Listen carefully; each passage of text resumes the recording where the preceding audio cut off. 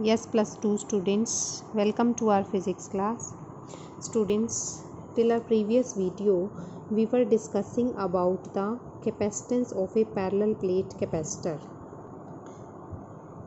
तो जैसा कि हमने पढ़ लिया था capacitance of parallel plate capacitor क्या होता है when vacuum is placed between its plates, दोनों प्लेट्स के बीच में वैक्यूम प्लेस्ड है तो कैपेसिटेंस का वैल्यू है epsilon naught A by D, where D is the separation between its plates and A is the area of each plate. Epsilon naught is the permittivity of free space which is lying between its two plates, and if the medium between the plates is changed, any other medium is replaced by the free space, तो ये C क्या बन जाएगा epsilon A upon D, and this can be written as C naught when vacuum is placed between the plates. If it is replaced by another medium, then it becomes epsilon A by D, or we can write it as epsilon naught into K A by D. That means K into epsilon naught A by D, that means C naught. तो C क्या बन जाता है के times of C naught. As K is always greater than 1 for any other kind of medium, then that means C is always greater than C naught. जो capacity है of the parallel plate capacitor that will increase always if the medium is replaced by the free space. These things we have discussed. Also we have discussed when a capacitor is filled, plates of the capacitor is filled with the dielectric. इस medium के अंदर हमने dielectric रख दिया partially between its plates. That means इसने complete space occupy नहीं किया था, पार्शली रखा था. तब हमने जो कैपेसिटेंस का वैल्यू डिराइव किया था वो क्या किया था epsilon naught A upon D minus T into 1 minus 1 by K. And similarly if the dielectric is placed wholly between its plates, ये कौन सा केस था हमारा डाइलेक्ट्रिक का पार्शियली वाला, and if it is placed wholly that means when T becomes equal to D then this becomes KC naught. Here we can write it as K times of epsilon naught A by D as we have discussed here.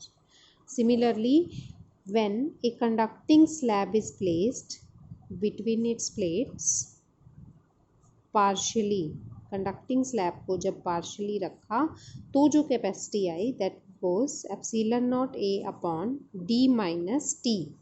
And similarly for the wholly placement of a conducting slab C becomes infinity.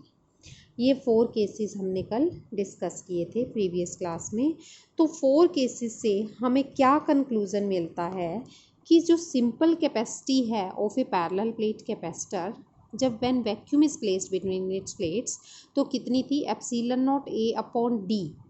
जब हमने कोई medium रख दिया तो D minus something हो रहा है, denominator जो है वो डिक्रीज हो रहा है.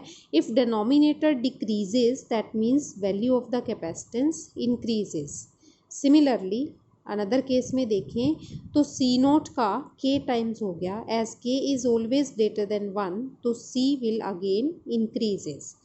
तो जब हमने डाइलेक्ट्रिक को रखा, चाहे हमने पार्शियली रखा चाहे हमने होली रखा, capacity of the parallel plate capacitor is increasing in both the cases. Similarly if the conducting slab is placed तब भी हमारे पास क्या हो रहा है epsilon naught A upon D minus something, denominator is again decreasing. तो डेनोमिनेटर फिर से डिक्रीज हो रहा है तो capacity is again increasing. And similarly when conducting slab is placed Holi between its plates तो कैपेसिटी तो है वो इन्फिनिटी बन गई, तो अगेन इट बिकम्स इंक्रीजिंग. तो चारों ही केसेस में हमारे पास क्या वैल्यू आ रही है कि capacity of the parallel plate capacitor पे क्या इफेक्ट पड़ा when any other kind of medium is placed between its plates. तो कैपेसिटेंस विल इंक्रीज, चाहे हमने डाइलेक्ट्रिक रखा चाहे हमने कंडक्टिंग रखा, either we have placed it partially और we have placed it wholly. In all the cases capacity will increase. These conclusions can be made using all the derivations and important formulas. Okay, now we will discuss about combination of capacitors. तो जैसा कि हमने resistors combination किया हुआ है in class 10th, resistors को हम कितने टाइप से कंबाइन कर सकते हैं? In 2 types of combination, series and parallel. In the same way capacitors can also be combined in the 2 possible ways, series and parallel. Okay, तो this is the series combination. हम यहाँ पर जो example लेकर चलते हैं वो 3 कैपेसिटर्स का लेकर चल रहे हैं। Suppose C1, C2, C3 all are connected to a common supply of potential V। अब हमें ये पता है कि जो सीरीज़ है, सीरीज़ में आपको एक बात यहाँ पर ध्यान में रखनी है कि सीरीज़ में हमेशा करंट सेम चलता है और पोटेंशियल जो है वो डिफरेंट चलता है। सीरीज़ में करंट सेम चलता है, पोटेंशियल डिफरेंट होता है। पैरेलल में हमेशा पोटेंशियल सेम चलता है और करंट डिफरेंट होता है। ये बात आपको ध्यान में रखनी है। तो जब भी हम कैपेसिटर की बात करेंगे तो करंट के रिप्लेसमेंट में चार्ज आता है, क्योंकि कैपेसिटर का कोई भी फॉर्मूला करंट वाला नहीं है, हमारे पास चार्ज वाला फॉर्मूला है। तो करंट सेम है, दैट मीन्स चार्ज सेम है, वी कैन से। ओके, तो हमने जो डेरिवेशन है वो कहाँ से स्टार्ट करेंगे? जो चीज़ डिफरेंट होगी। डिफरेंट क्या है? In series combination V is different. तो C1 के अक्रॉस पोटेंशियल है V1, सपोज C2 के अक्रॉस V2 एंड C3 के अक्रॉस कितना पोटेंशियल है? V3। अब डेरिवेशन हमने कहाँ से स्टार्ट करनी है? जो क्वांटिटी डिफरेंट है, पोटेंशियल इज़ डिफरेंट, तो total potential can be written as V1 plus V2 plus V3। And series combination है तो टोटल चार्ज कितना चलेगा? जितना इस सर्किट में टोटल बैटरी से आ रहा है उतना ही चार्ज हर कैपेसिटर के अक्रॉस जा रहा है। Suppose it is Q। तो V1 can be written as Q is equal to CV। हमने फॉर्मूला पढ़ा है Q is equal to CV। तो V can be written as Q by C, V1 can be written as Q by C1, Q by C2, Q by C3, Q by C for the series combination. Q is same चाहे वो total है और it is from either capacitors.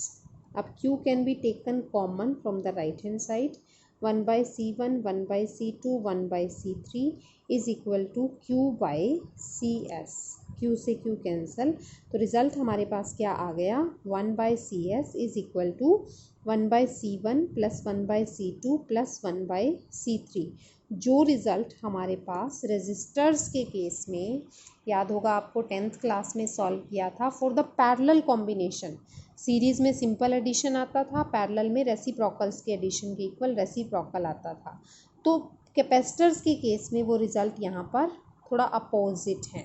Series में ये reciprocal वाला result आता है, parallel में सिंपल एडिशन वाला। तो parallel result also we will derive. Suppose these three capacitors are connected in parallel to each other, C1, C2, C3 and connected to a common supply of V voltage. Now parallel combination है तो potential will be same in all and charge will be different, charge different चलेगा। तो suppose कर लिया C1 के across जो charge flow कर रहा है Q1, C2 के अक्रॉस Q2 एंड C3 के अक्रॉस Q3। डेरिवेशन हम वहाँ से स्टार्ट करते हैं, जो टर्म डिफरेंट होगी तो charge is different in parallel combination, तो टोटल चार्ज जो बैटरी से डेराइव होगा that is divided into 3 branches, Q1 plus Q2 plus Q3। Q1 can be written as C1V, C2V, C3V.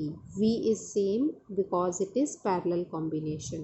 And on the left hand side, total charge can be written as C for the parallel combination into V, CV. Okay, now V can be taken common, C1 plus C2 plus C3 is equal to this. तो C for the parallel combination क्या आ गया हमारे पास? C1 plus C2 plus C3। This is the result for the parallel combination of capacitors and this for the series combination of capacitors. Now let's try one question based on this combination. What is the effective capacitance if two capacitors 3 microfarad and 4 microfarad are connected in first series then in parallel? तो हमें effective capacitance का value बताना है. तो पहले हम series combination solve कर रहे हैं. First is when both capacitors are connected in series. तो 1/CS will be equal to 1/3 plus 1/4. और इस कॉम्बिनेशन को किसी भी दो वैल्यूज़ के रेसिप्रोकल वाले फॉर्मूलाज को सॉल्व करने के लिए सीधा फॉर्मूला हम यूज़ कर सकते हैं, product of these two divided by sum of these two, C1 C2 by C1 plus C2. That means 12/7 microfarad. This is the result for their series combination. ऐसा करते तब भी ऐसा ही आता. We can check it. LCM आ गया 12, 4 plus 3 it will be 7/12.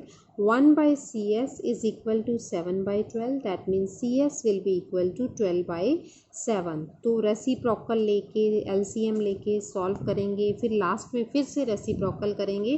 तो उसकी बजाय आप सीधा यूज़ किया करोगे फॉर्मूला कि अगर हमें ये रेसिप्रोकल वाला फॉर्मूला लगाना है सीरीज कॉम्बिनेशन वाला इन केस ऑफ कैपेसिटर्स, तो हमारे पास क्या फॉर्मूला होगा, C1 C2 divided by C1 plus C2, this product. Okay, this formula can be used as directly. Similarly, for the parallel combination, result will be directly their sum C1 plus C2. That means 3 plus 4 is equal to 7 microfarad. This will be our answer for the parallel combination, and this will be answer for the series combination. So like this we can solve any value of the effective capacitance depending on their combinations just by remembering these formulas. Okay students, I hope you have understood this thing very well. So try for such numericals, do practice of these articles by written, and do practice of such numericals also. Okay students, thank you.